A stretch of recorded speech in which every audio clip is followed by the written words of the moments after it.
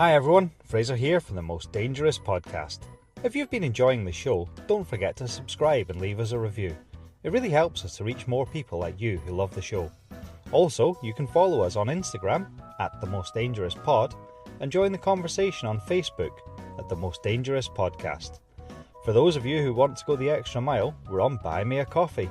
So if you'd like to support the show with a small donation, it would mean the world to us. And if you have any suggestions or feedback and want to get in touch, you can email us at jamesandfraserpod@gmail.com. Thanks for listening and enjoy the show.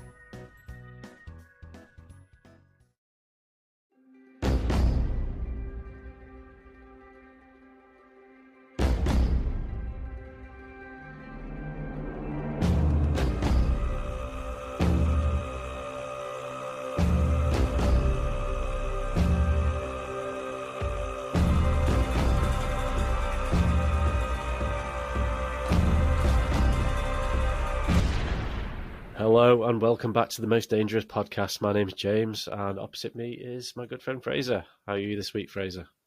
I'll be honest with you, James, I'm very depressed. Really? Why? Just depressed. No story to tell. Just generally depressed. It's January, isn't it? I'm poor, I've got no money. It's fucking freezing as well. That doesn't bother me, to be honest. Does it not? What was it last night? Like -8? Something like that, yeah. Oh, it's horrible. I'm not so fussed. In fact, I drove up Congleton Way today and the sun was shining, the fields had snow, frost on the trees, and I thought it was lovely. I thought it was beautiful. Yeah, it's quite nice in the daytime when it's sort of sunny. Yeah. When the sun sets and it's like frozen fog, you think, oh, I've got to nip over the shop and get me microwave meal. It's just like, got to get me frozen pizza from the shop and it's freezing out there. But no, I'm skint and I'm not well, and I'm proper I'm grown up not well. I've got medicine I've got to take regularly and stuff like that. And we discussed last week about the codeine bunging me up. And what happens with medicine is I'm on 3 types of painkillers. And this week I thought, you know what? Pain's not that bad. Maybe I'm actually all right. So I stopped taking the codeine for a couple of days. And I found out today that I'm actually not all right. It's just the painkillers are working. The painkillers are working, yeah. I feel like shit.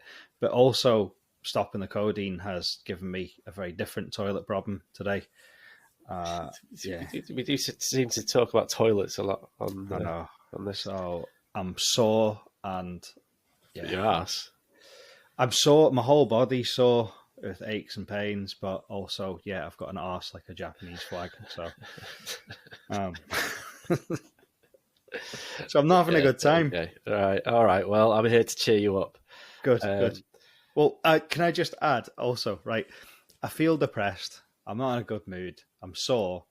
And given that you texted me last night saying, what's my subject this week? I thought this podcast's either going to be a good one tonight or it's going to be a bad one. It's a good one. It's fine. It wasn't last night. It was Wednesday night anyway. Are you sure? I don't know.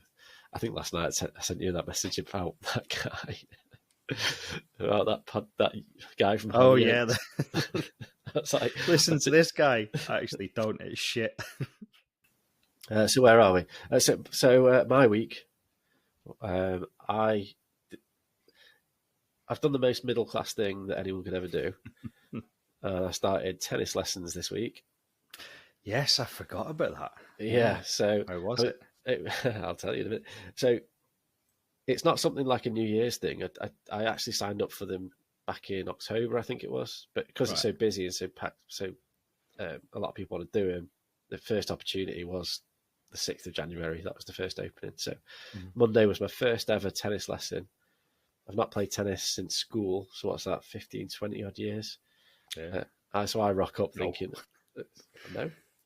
16, 20, 25 years, maybe. 25 years, quarter of a century. The last time I picked up a tennis racket.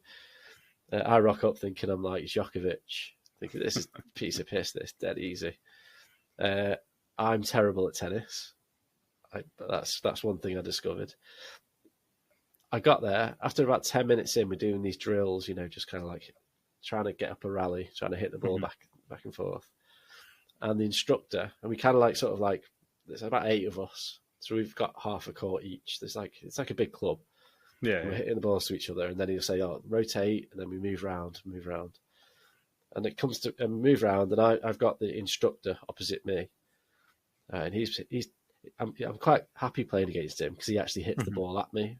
Everyone else is really really shit. So like that's the problem. If you're trying to work out a rally with someone that's also a bit shit, then they're not hitting it back nicely to you for you to hit it back to them. You're exactly they're spannering it, and So it's difficult to build anything with the other people. I think I'm probably the worst person there, but they're not very good either.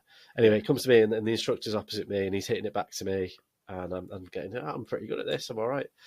And then he hits it short. He sort of dinks it over the net, and I run towards the net to try and get it, sort of hook it over. Yeah. And I didn't buy any of the gear for it because I'm not spending sort of 60 quid on a pair of tennis shoes and all that. Because it's for 6 weeks, and if I don't like it, I don't like it. As I run, I've got no grip on these trainers that I've got because it's quite old. I slip and go and just face plant. This is about 10 minutes into the lesson. Face plant sort of on the court, skin all my arm. I think I broke my toe because it's black, and I've cracked a rib as well. So I carried on. I was just like, and he was like, "Are you all right?" I was like, "Oh, I'm fine. It's fine. It's fine." He's like, "Oh, good commitment. I like your commitment there, lad." And you're crying inside. I was crying inside. I've been at home all week, working from home because I said to my boss, "I don't want to come in case I slip on the ice because if I go down on this wrist, I honestly thought it was fractured, or worse. I mean, I didn't think it was broken, but fractured because it was that swollen." It has gone down now, so I think it's just badly bruised. But now it's just purple. So that's what I did this week, and that's a lesson learned there. I don't think I should be doing exercise. I don't think it's for me. Well, my auntie Julie, she has exactly the same. She sent me a photograph of her wrist and arm, and it's exactly like the one you sent me. Oh, really? And she wasn't playing tennis, was she? No, she lives in Glasgow, and the weather's worse up there. It's even colder, even icier. And she's got these little metal cleats, a little thing that she puts in the bottom of her shoes. So when she's out and about, she doesn't slip. Oh, right, yeah. Like little grip things for her shoes. So she goes out, she walks around the parks, a couple of guys she meets, they walk about the park to keep fit and stuff, walks down to the shops and stuff. She's got my granny and she's got her friend John to look after, so she's always in and out of the shops and everything. Boasting about her cleats, going to everyone, see, I'll never fall over because these cleats, you've got just normal shoes on. My cleats, I'm fine. I can walk in the snow. I can do this, do that. She was in a rush. She was rushing about. She walked into the pharmacy, forgot she still had her cleats on, and because they're metal, she slipped on like the marble tiled floor. Oh, shit. Went right up in her arse and her arm. So, and her arm's done. Yeah, so it's exactly the same. Well, that leads us on nicely to today's topic, actually. It sounds like she had a bit of pride about her cleats. Oh, yes. Right, so there we go. So our topic today is we're still carrying on with our 7 deadly sins, and coming to the end of it. I think we've got one left after this. But this week we're going to do pride. Pride. So, pride, you chose pride when we selected... Did I? Our subjects, yeah. Okay. You were quite quick. You were like, I want that, and that. Oh, right, I got left for the rest. I wish I'd ever and I've been thinking this week, what the fuck is he going to do for pride? Because pride's a weird thing. Pride, I mean, nowadays, pride has sort of been, you now think about the LBGT. Well, yeah, that's a lot. Community, that's when someone says pride, you think of that. Yeah, I hope no one checks my computer. But also, but when you also think of pride, you think of parents saying to their kids, be proud, have pride in yourself, be proud. And you think, well, where's the sin in it? But I mean, I hope you're going to tell us, but yeah, this is the road I went down as well. So we're kind of talking about like self-pride. And that's more the sinful pride. So it's more of a reference to sort of arrogance, excessive focus on oneself, so your own ability, your status, your achievement, your wealth or whatever, and it leads to sort of a disregard to others and God in a religious context, because obviously these sins are religious based overall. So I think pride not so much in the sense of I'm really proud of my child, I'm really proud of Yeah. that person for what they've achieved. It's more I'm really proud of myself because I'm mint. Sorry to interrupt. Can I ask? I saw two parents, mum and dad, in a play centre, and I wouldn't say they were attractive. They were very, very well done up, if that makes sense. You know, she had all the false lips and stuff, and he was the guy with the muscles and the tattoos, the sleeveless t-shirt and his hair gel. You know, very well done up. Yeah. And they spent the whole time basically not even speaking to each other, just taking selfies. Right. So they were putting them on social media, and their kids kept coming up for attention and didn't get any. Is that the sort of pride we're talking about? I'd say so, yeah. So I think I've got like a list here of sort of 6 defining factors. Okay. I'd say that, you know, these are sort of the elements that are in pride, you know, if you're committing this sin of pride. So the first one is sort of believing that you are inherently superior to others due to your wealth, intelligence, appearance, or status. You know, and dismissing the opinions or contributions of others because you feel or you see yourself as more important or capable than they are. So I suppose that sort of fits in with that couple. You know, they believe that they're this sort of status symbol, but they're just normal people, really. Another factor would be refusing to admit to your mistakes, refusing to acknowledge faults or wrongdoing, because it harm your ego, basically. Now, I was going to say, you've got children, haven't you? That's right. Yes. Has there anything you have asked your child to do been harder than to get them to say sorry? Do the dishes, maybe. Yeah, go to bed. That's always a difficult one. Children just can't do it. Say sorry. No. Everything will be okay if you say sorry. No. I've come across that before. And I suppose like it goes on to say deflecting blame on others as well. This is part of the refusing to admit mistakes, and children do that a lot as well, don't they? So I didn't do it; they did it. You know, It wasn't me; it was Mr. Fluffy or what have you. So I guess like that comes with maturity, I suppose, doesn't it? But there are adults who act like this as well. Oh yeah, which is quite scary. The third one then on the list is seeking glory from personal gain. So taking credit for successes without actually acknowledging the contributions of others. You know, so I've come across people who do this, you know, where they just go, "Oh, it was me, I did everything," where, you know, usually 9 times out of 10, there's a group of people that have contributed to a certain success or what have you. So that's one of them. Despising humility. So looking down on acts of service, kindness, or humility as signs of weakness or inferiority. Right. So that's the fourth one. Or mocking or ridiculing those who choose humility over self-promotion. It's quite an unusual one, I suppose, but it does happen. Fifth one on the list I've got is defying authority or wisdom. So rejecting advice, guidance, or authority because you believe you know better. I mean, I think you get that in school, don't you? Sometimes, a long time ago, where you'd be like, "Oh, they don't know what they're talking about." I know, or even in a workplace where you think that you know better than your boss, and you know, and sometimes you do. But, I've got 2 teenage daughters they know better. They know better than everyone. Yeah, exactly. Yeah, like arrogant you don't know bastards. what you're talking about. Yeah, and that's it fits in this bracket of sort of pride. Envying or resenting others' success, which is quite self-explanatory. So feeling bitter or resentful when others achieve success. You know, it's sore loser basically. Like it should have been me. I should have won that. Yeah. Neglecting gratitude, so failing to thank others or recognise their role in your accomplishments. And then rejecting dependence on others. Oh God. Yeah. So basically just believing that you're entirely self-sufficient and you don't need anyone else's help. So they're the sort of tropes of pride in the sinful sense.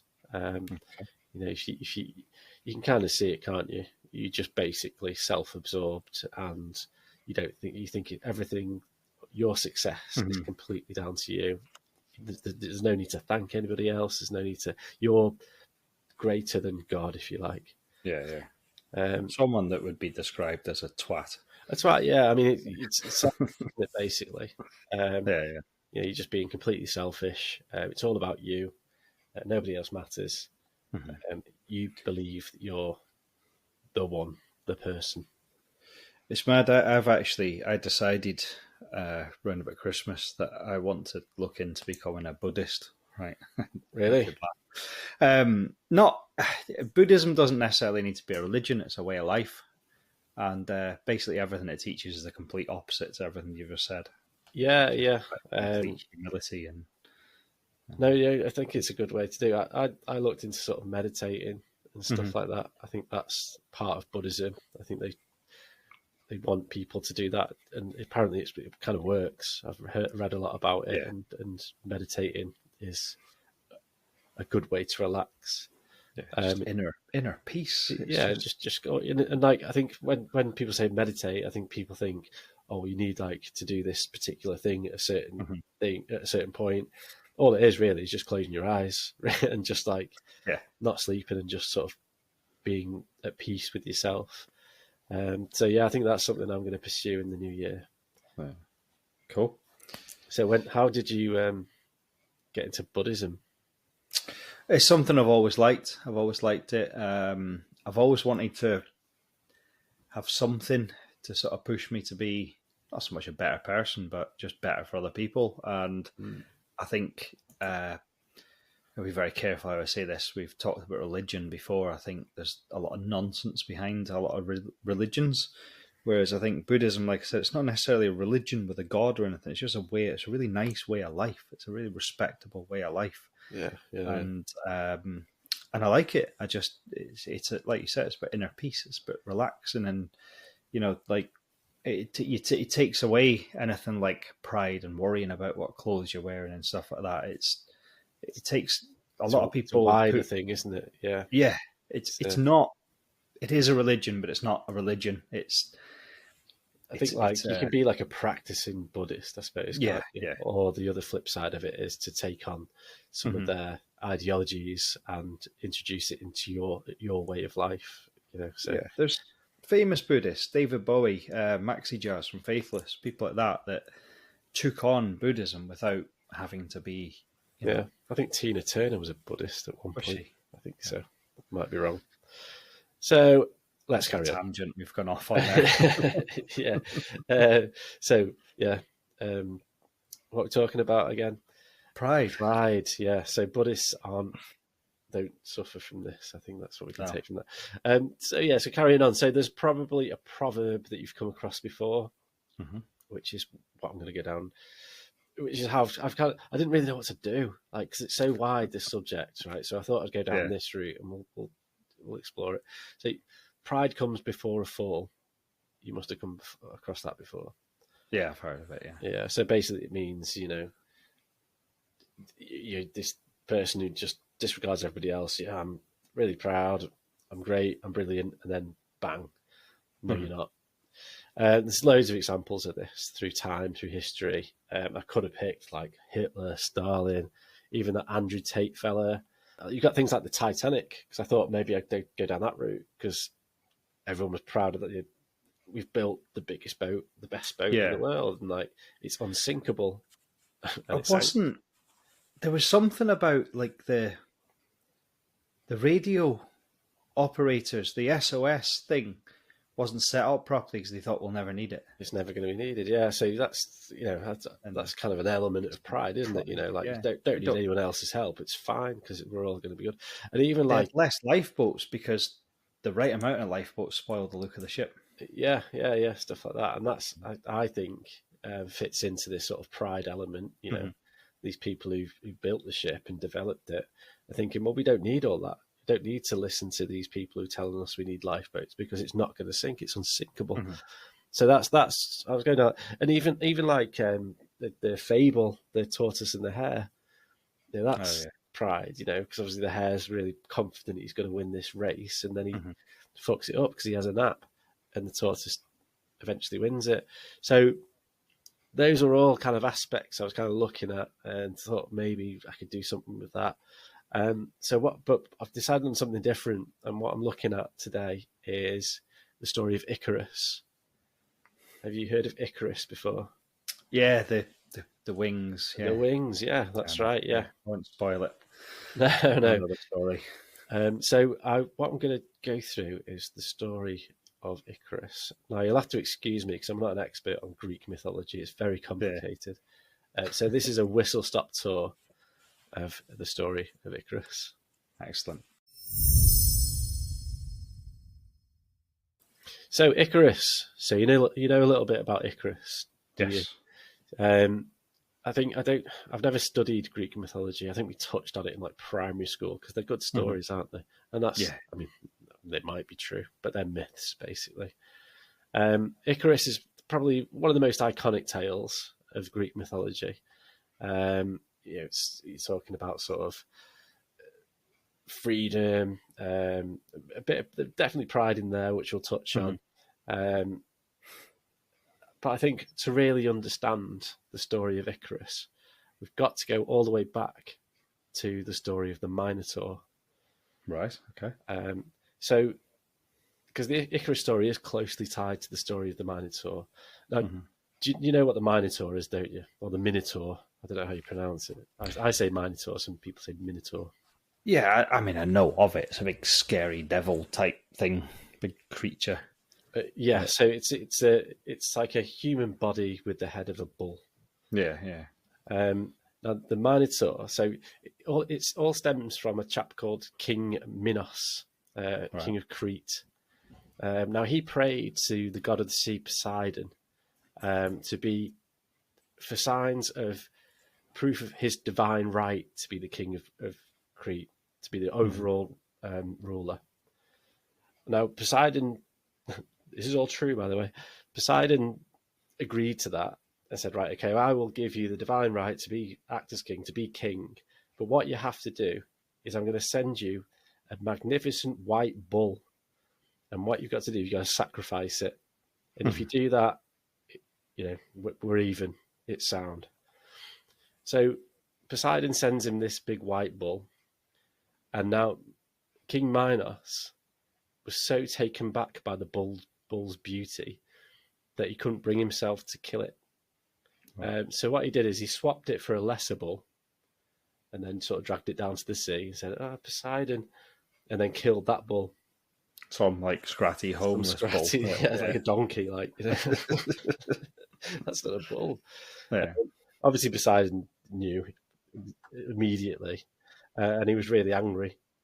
What he decided to do was that he made King Minos' wife fall in love with the bull. And she did, because he's a god. Yeah. He can do what he wants. And now the queen fell so much in love with the bull, she ended up doing the dirty with him, with the bull. And she gave birth to a creature which had the body of a man and the head of a bull. Did it ride her like a bull? I think it must have been. It's bestiality, Jesus. So King Minos was horrified and ashamed, as you would be, that his wife had run off with a lovely bull and had a child with said bull. And this beast was hideous. The king, horrified and ashamed because of this beast. And I think the Minotaur was a bit mental as well, I don't think it was. You'd imagine it would be. Yeah, just angry all the time. Wow! Can't imagine it sitting in a classroom. Minotaur, sit down. Maybe he had a bit of ADHD or something. Yeah. So the king's getting a bit mad. So he calls up a chap called Daedalus. Daedalus is a master craftsman, and he says to Daedalus, "I want you to build a labyrinth under my castle. And what we're going to do is when you finished it, we're going to put the Minotaur in there so he can't get out." So he does. What's wrong with just a big cage? That's a bit cruel, isn't it? He's still a person. There's a person underneath all that. So Daedalus does build this huge labyrinth, this huge, sprawling, inescapable maze. the palace at Knossos. I think that's how you pronounce it. Now, following on from that, I don't know why this happened. Chat GBT, whatever it's called, didn't explain to me why this happens. But every year, Athens was forced to send down 7 young men and 7 young women as a tribute to Crete into the labyrinth to essentially fight the Minotaur. Now, the Minotaur was like super strong, and every year they'd like just get killed. I thought they were for it to have sex with or something. Probably did that as well. You know, it is ancient Greece. They had sex with everything, including including young boys. I laughed then. So yeah, this gruesome cycle continued until Theseus volunteered to enter the labyrinth and slay the beast with the help of King Minos's daughter. Mm-hmm. So Theseus went into he said, "I'll do it." One year he went down with Adrian.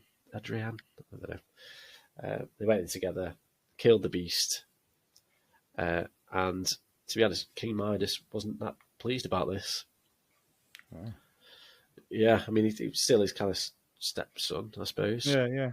So he was a bit upset, and he turned his anger to Daedalus because he thought he'd built this labyrinth. Daedalus had built this labyrinth, inescapable labyrinth. The only way that anyone can escape this labyrinth is if he told them how to do it, or he helped them. Right. So he captured Daedalus and his son Icarus, and he put them in a big tower, a big high tower in Crete, which sure probably has a name, but I don't know what it is. Now, they're sat there, isolated, being imprisoned, and one day Daedalus looks up to the sky and he sees birds flying past. So he thinks to himself, I know how we can escape this big tower. So what he starts to do is he crafts 2 sets of wings from feathers that are falling from the birds out of the sky, and wax, which, I don't know, from a candle, maybe. Probably. Maybe it was the candles, yeah. Yeah. So he built these 2 massive, huge sets of wings for him and his son Icarus. And he said to Icarus, what we're going to do tonight, on one particular night, is we're going to jump out this window with these wings on, and we're going to fly home.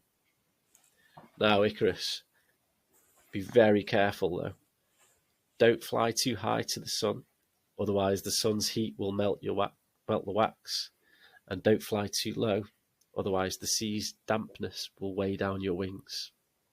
And with those warnings, they both touched the skies. It's very, it's very specific, isn't it? Don't fly too high, don't fly too low. Fly right in the middle. Just follow me, son. We'll be fine. So yeah, was there an Isaac? No, Icarus. I always thought the story was Isaac and Icarus. Maybe it was in his earlier life. Maybe there's another story. Maybe they just changed it to Isaac so it sounded a little bit better for when they told it in assembly and overly. Yeah, maybe. Yes, it's more like Jesus-y Isaac, isn't it? It's like, yeah. Mr. Swansbury used to come in a Tuesday and do a little religious assembly. And they just throw a bit of Greek mythology in there to keep it interesting. Yeah. So you can see like the element of pride there. So he's being told, listen to your elders, So at first the flight went really smoothly. They're soaring through the sky.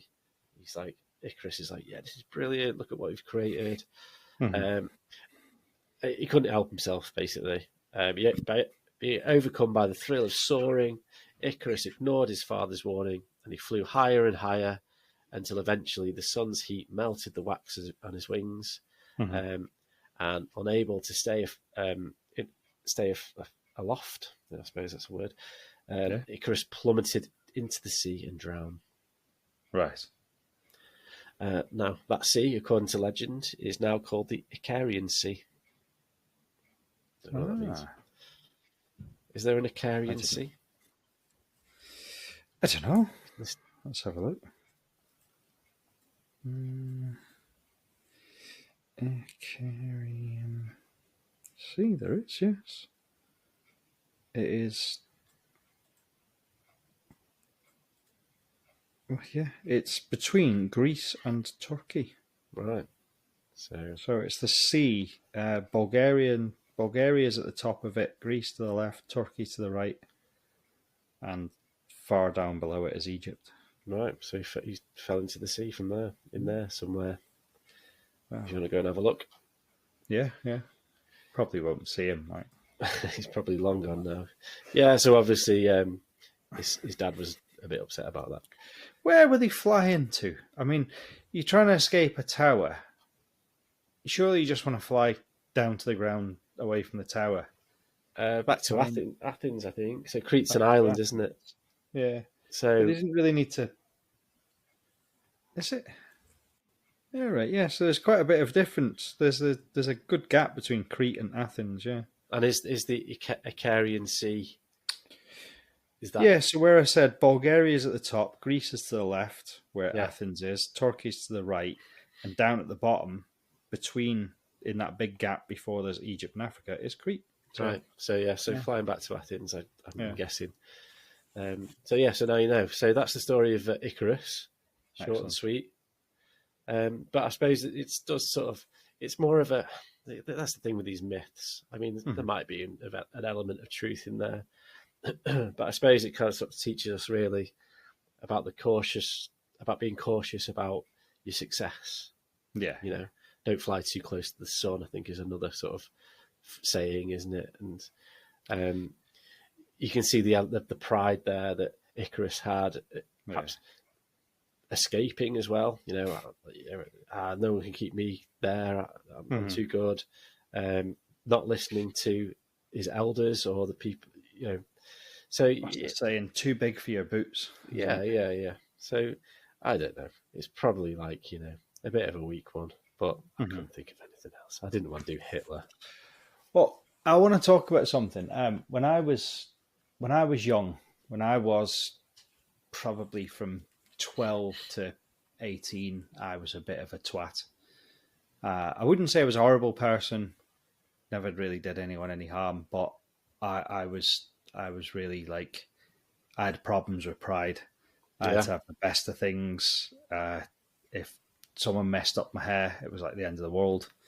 Like, I always felt like I had to look the best, and I wanted people to think I had money. I wanted people to think that I was good at stuff. And my dad hated that. And there was a day where, like, for instance, there were times where my dad had things quite tough, and he had like older cars, and I would lie to people in school because I went to school far away from where I lived, as you know. Yeah. So I used to say, "Oh, that's my dad's picked me up in my mum's old car again," and stuff like that. My dad hated it, and we had the concreting business, and we had a guy called Richie who worked for us that you well know. Yeah. And Richie used to drive this £50 old Peugeot pickup truck that he hand painted, right? Because the paint, it was so full of rust and holes, he hand painted it, so it looked like shit. And one morning, my dad said to me, he said, "I can't give you a run to school today." But I used to get the bus, but for some reason, my dad said, "I'll give you a run to school," right? So I didn't get the bus. And then he said, "Actually, I can't give you a run to school, but Richie's going that way. He'll give you a run to school," right? So I had to get in this old rusty pickup truck, and Richie got near my school, and I said, "That's fine, just drop me off here, I'll walk in." No, but your dad said I'd take you right to the gate. I went, "No, Richie, it's fine, drop me off." He didn't take me right to the gate. He went in the gate, and he did donuts in the middle of the playground, beeping his horn and flashing his lights, right? And drove me right to the front door where everyone was standing looking to see who it was, and I had to get out this pickup truck. And I was like totally ashamed. And do you know what? Everyone thought it was amazing. Yeah.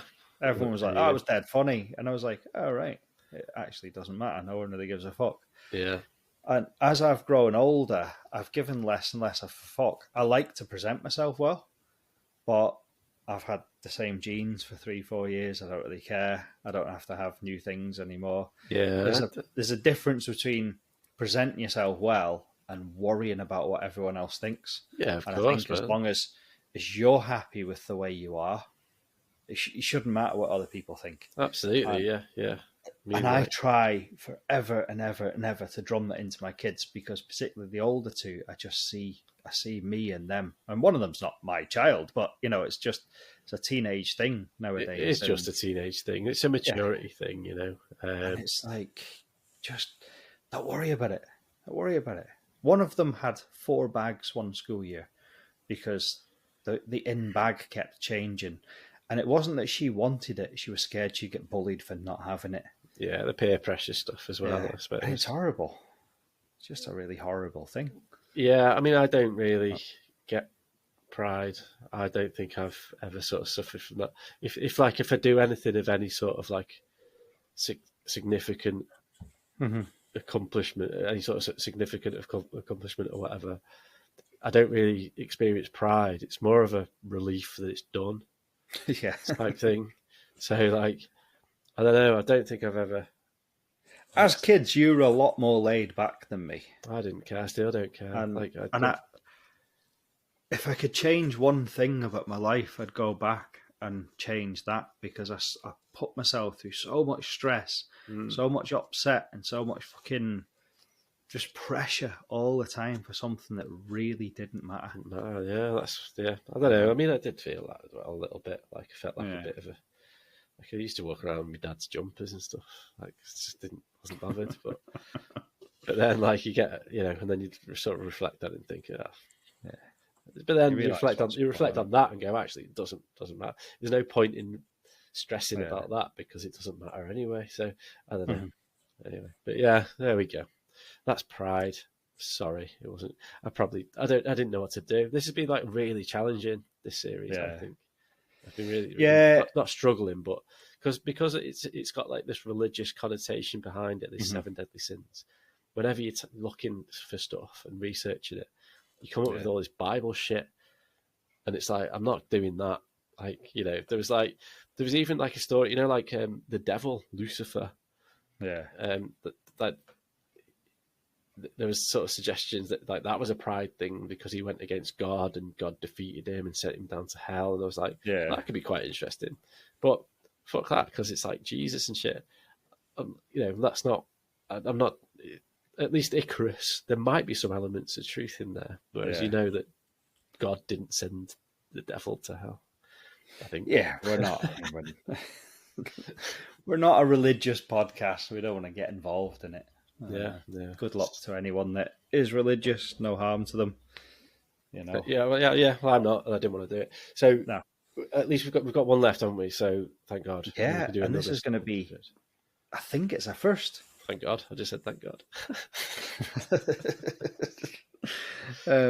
It's just that I was looking at our thoughts must go out to the people in California just now. I must say that, actually. Of course, yeah. Yeah, tragic. So, yeah, thoughts are with you. But I was thinking about that today, and insurance companies, I'm sure we've said this before, that they have this caveat where something can be an act of God. Yeah. Like your fence blowing down. And you think either you're religious, in which case everything's an act of God, or you're not religious, in which case nothing's an act of God. Yeah. How can some things be an act of God? Because the sharks, they just try and get away with it. I mean, my PlayStation broke. I don't tell you. Yeah. Just an act of God. Well, but this drive went into my PlayStation. I've been paying this insurance off, like £5 a month. I just thought I'd just get it just in case. And then the disc drive went. And they were like, "Oh, well, you've got to prove that you didn't break it." I was like, right. And what you've got to do is you've got to take it to a specialised sort of PlayStation guy who will open it up, look at the disc drive, and then sort of establish how it broke and stuff. So I contacted someone. They were like, "Right, well, that's going to cost you like 120 quid. Jesus. Or you can pay 120 quid and I can repair it for you." So I was like, so I went back to the insurance company. I was like, well, no, it doesn't say in your literature that you have to do this. Blah, blah, blah. And then in the end, they were just like, "Oh, just send it in then." And then they repaired it for me. So they do kind of like these insurance companies. They'll do anything to push back. Yeah. And I bet they're absolutely bricking it with all this destruction.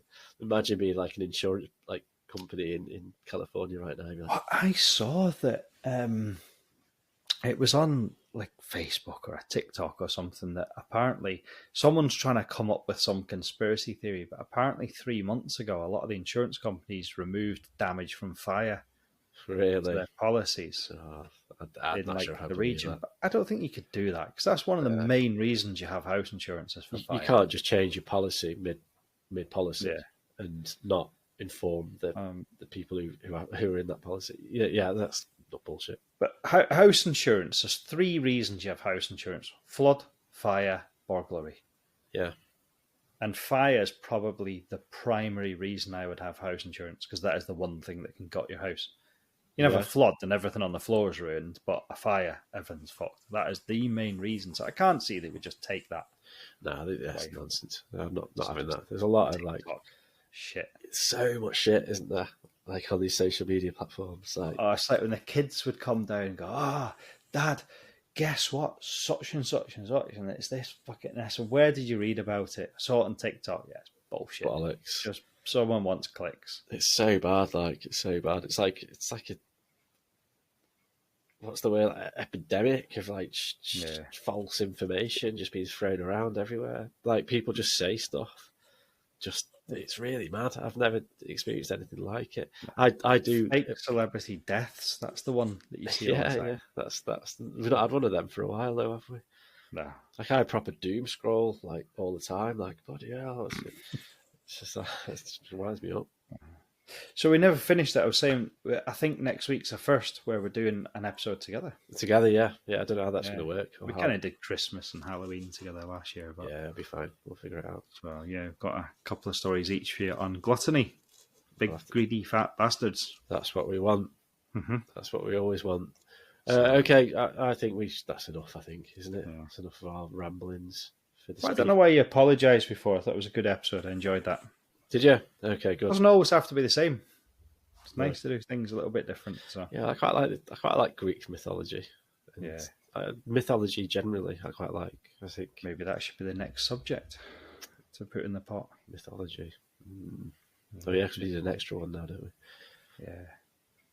We've already cryptids though, haven't we? Okay, we'll have a think.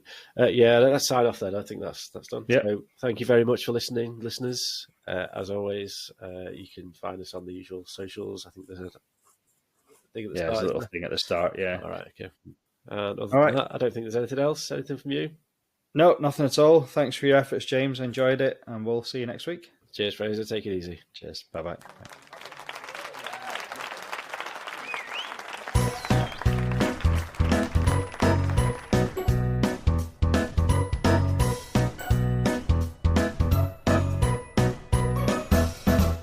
I read a newspaper story years ago about there's a country, and it might even be somewhere like Germany. It was a surprising country where it's actually not illegal to have sex with animals. Bloody hell. And there was like basically like a animal whorehouse you could go to. Oh. Yeah, I know. That's grim.